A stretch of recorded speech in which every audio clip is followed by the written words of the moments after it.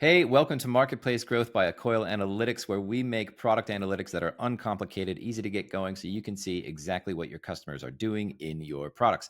Today, we are talking about customer data platforms like Segment or Rudderstack and why they are an important part of your B2B SaaS tech stack. All right, we'll get into it right after the intro.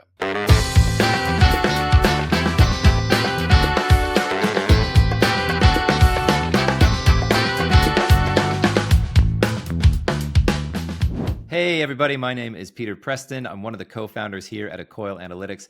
Really excited to talk about this today. It's a question that we get fairly often. And joining me is Simon Hurd, another co-founder here at Accoil.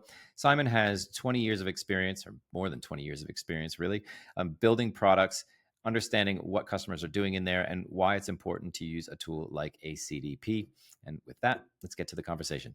So Simon, we were at SaaS Talk last week in Dublin, had a great time there. We could probably do a video on that. But one of the questions that came up at the booth that I got a couple of times, I'm not sure if anyone asked you, but why use Segment? Why use a customer data platform, a CDP? Why not just directly integrate my B2B product with your analytics tool? So I thought it would be good to just discuss and sort of just talk through what is a CDP? Why is it a good idea to use one? So let's just start at the top here and just explain what is a customer data platform. Thanks, Pete. I've had the question numerous times, didn't have it at SaaS Talk, but the key idea behind a customer data platform is that instead of sending all of your analytics data to multiple systems independently, because you can wire directly into HubSpot, into Accoil, Intercom, you can sort of wire each of them up and send them the event data or information about sort of accounts and users. But the problem is that you have to manually wire each one of them. And so what's great about Segment, and they've been doing it for, I guess, at least 12 years, maybe 15, is that they're a central repository to which you can send all of the event data up to Segment, and then it will fan it out to the various systems that you use.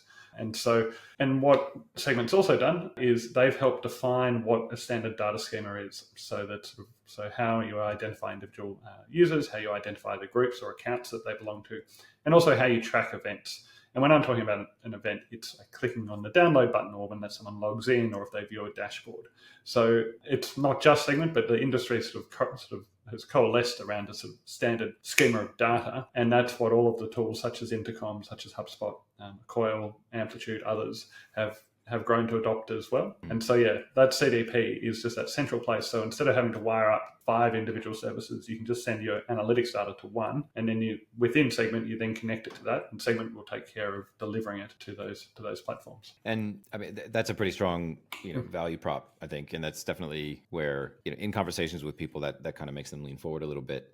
But there's also more. There's more to it, and it's not just product data. I mean, you can send so much into Segment, and this is where I think that the people that I was talking to didn't really understand that the conversation that we were having was very much, it was like, I send my data to Segment so that you can then use it in Accoil. And you can send more than just product data. You can suck up website data, marketing data, all sorts of stuff. Like you can connect your CRM into Segment and then decide what you're going to do with that. So it gives you a bit more of that 360-degree view of your customers. And we should probably state sort of early on, like, we're not getting sponsored by Segment to talk about them, but they are the oldest player sort of on the block. A big shout out also to Rudderstack. Rudderstack is an open source and a paid solution that's in the same space. There are other ones beyond Segment and Rudderstack, but they're probably the two heavy hitters. We're going to focus on Segment just because we know it well, and essentially what Segment can do, Rudderstack can also do. So I'm sure the folks at Segment would vehemently disagree, as would Rudderstack. But you're right, Pete. The key, when they say it's a customer data platform, it's not just you sending the data sort of in as sort of, your product and your user information is just one source.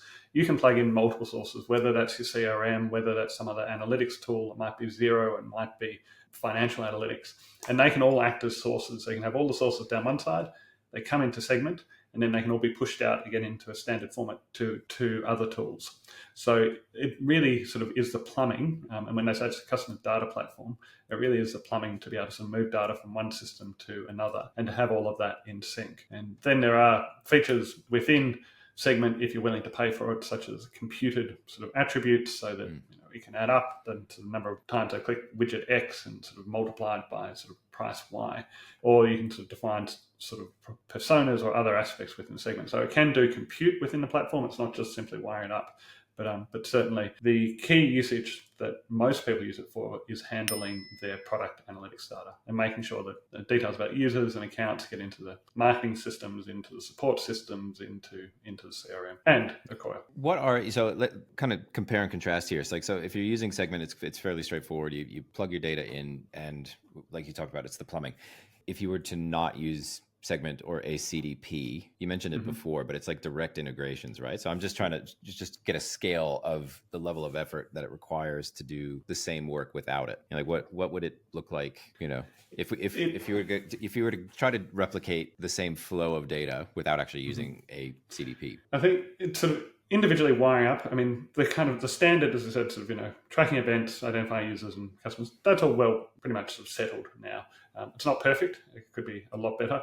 But implementing those sort of events once it's the same amount of work whether you're using Segment or you're doing individual integrations. Where you get more work is that if you're going to wire up every individual product, so you're going to wire up Intercom separately, you're going to wire up sort of HubSpot. It's about sort of interfacing your data and then writing the code to talk to their particular API and to handle their particular sort of nuances of whether there are rate limits or just sort of recrafting the payload so that sort of what might be called user underscore ID in Intercom needs to be user ID with no underscore in HubSpot.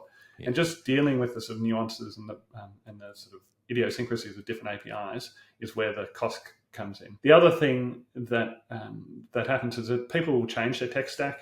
You might go from Intercom to Zendesk or some other support tool like Jira Service Management. And what Segment makes really easy is that you can just plug in a new destination and sort of take an old one out.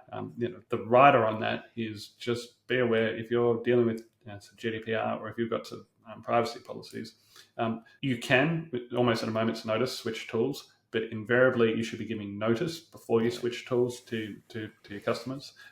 So just because it's easy doesn't mean that you should do it. Because the other key aspect of a customer data platform is it's customer data. You need to be very sort of cautious about where you send it. But sorry, I'm diverging here. The difficulty is that if you want to change tools and you've wired it up yourself, you need to go in and change all the code and the plumbing to talk to your new solution. You need to pull out the other particular tool. Quite often, things like say Intercom or HubSpot might have a particular widget that you're going to have to back that code out manually, whereas Segment which makes it much easier. Yeah, I think that portability argument is a strong one, and something that came up in conversation recently was that exactly that portability. If I decide to switch tools, I don't feel like I'm locked in. I don't have that sunk cost is a lot easier to deal with because we can kind of point the data somewhere else without disrupting our workflow and requiring tons of engineering time, et cetera, et cetera. Something that we spend a lot of time talking about and thinking about is product-led growth. And I thought it would try to weave it into this conversation. So we're talking about a CDP. It sends you a lot of data. We obviously spend most of our day thinking about product data and product analytics and how that can drive product-led growth. Is there any aspect of a CDP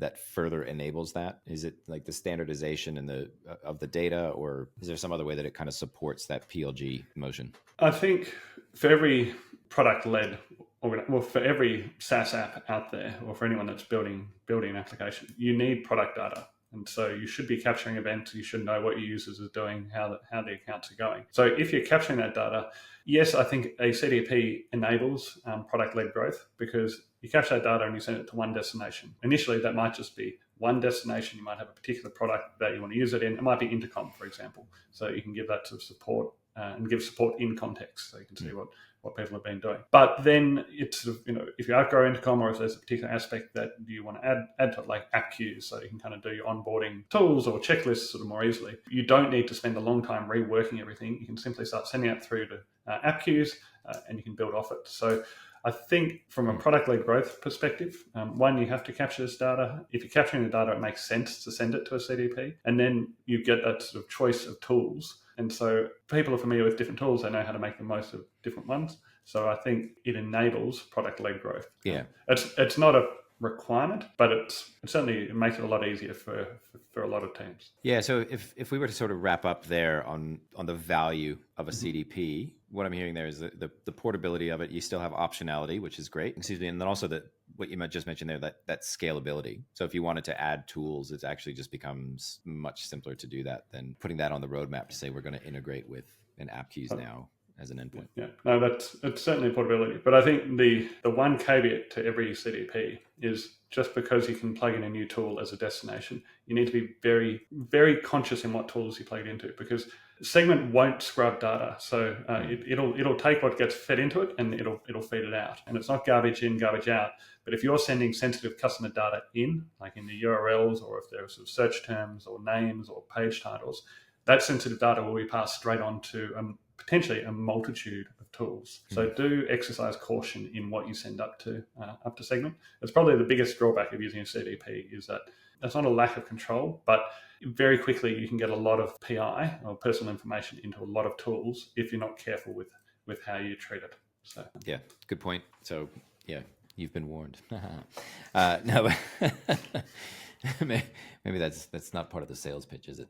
But yeah, no, I mean, obviously we see a lot of value in sending data into a CDP, product data. But again, if you're looking for a reason to invest in a CDP, and I don't think it has to be a huge upfront cost to the business, but it's a high leverage tool that you can get a lot of value out of. It's not just a one-way pipe that you just send data to get it somewhere else. There's a lot to it. And so this isn't a video to convince you to go get a CDP. This is just explaining, what are the reasons why you would consider it. And of course, we think it's a good idea to do that. Is there anything that you'd want to wrap up on or summarize with, Simon, just to take us out? Put me on the spot, Pete.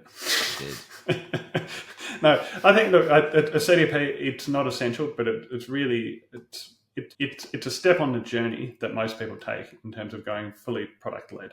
So, well, maybe here's another question I'll put you on the spot with. So if someone's considering a CDP today and versus doing manual integrations and the manual work, what would be your quick sales pitch, the rationale? Like what's the elevator pitch for a CDP? Elevator pitch for a CDP is that their infrastructure is really robust. So you're going to implement your analytics. You're going to be identifying users. You know that if you send it to Segment, it's going to be able to deliver it to whatever platform you choose. Now, you might have one or two tools today, but 5 years down the track, when you're sort of at a scale 10 times bigger, the CDP is going to be able to deliver that to whatever your tech platform happens to be then. And it's not going to require any further work from you. Awesome. All right. I think that'll do us for the week. So thank you, Simon. Good to have you back on the show. Very glad to be here. All right. Well, I'm going to use Kate's sign off and say, what is it? More sales to you. See you next time. Thanks so much for watching this week. We're really excited that you guys are coming and checking out these videos. I hope they're valuable. If you did get something out of this, please hit that subscribe and a like button down there and give us a comment with any questions that you have around CDPs. Also, we're going to have a link in the comments below this video to a LinkedIn post where you can come and join the conversation around customer data platforms and what you can do with it and how you can use your product data to grow your B2B SaaS business. See you over there.